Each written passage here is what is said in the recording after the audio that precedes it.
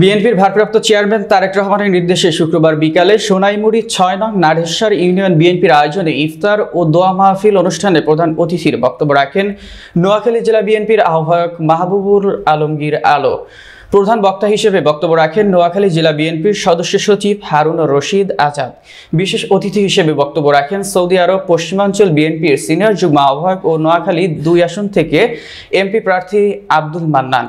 ৬ নং নারেশ্বর ইউনিয়ন বিএনপির সাবেক আহ্বায়ক শাখাত হোসেন সাকু এর সভাপতিত্বে সোনাইমুড়ি উপজেলা বিএনপির সদস্য নুরুল আমিন স্বপনের, ইউনিয়ন যুবদলের সাবেক সদস্য সচিব আমির হোসেনের পরিচালনায় অতিথির বক্তব্য রাখেন সোনাইমুড়ি উপজেলার বিএনপির সাবেক সাধারণ সম্পাদক কুতুবউদ্দিন সানি, উপজেলা বিএনপির যুগ্ম আহ্বায়ক সাইফুল্লাহ মাসুদ, সাবেক সহ অর্থ সম্পাদক হাজী খলিলুর রহমান, সদস্য শাহজালাল, চেয়ারম্যান সহ ইউনিয়ন বিএনপির অঙ্গ সহযোগী সংগঠনের নেতৃবৃন্দ।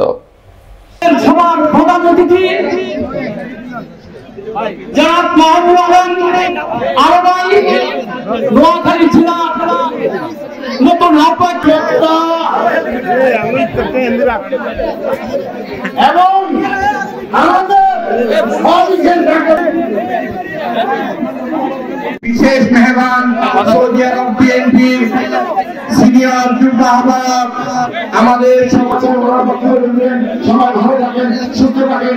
আমি অনুরোধ করবো আমি সংবাদ এবং সবার কাছে আমাকে আপনারা আগামীতে কাজ করার সুযোগ করুন। আপনাদের জাতীয়তাবাদী দল সবাই ঐক্যবদ্ধ আছে, কিছু নাই।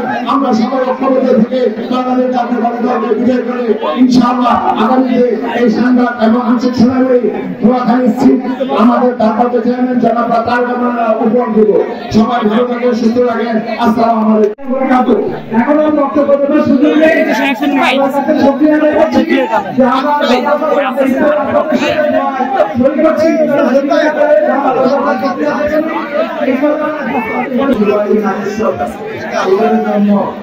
আমাদের এক বরকতুল্লাহ বলুন আমাদের এদের জন্য আমাদের ছিলেন আবুল কাসেম চৌধুরী।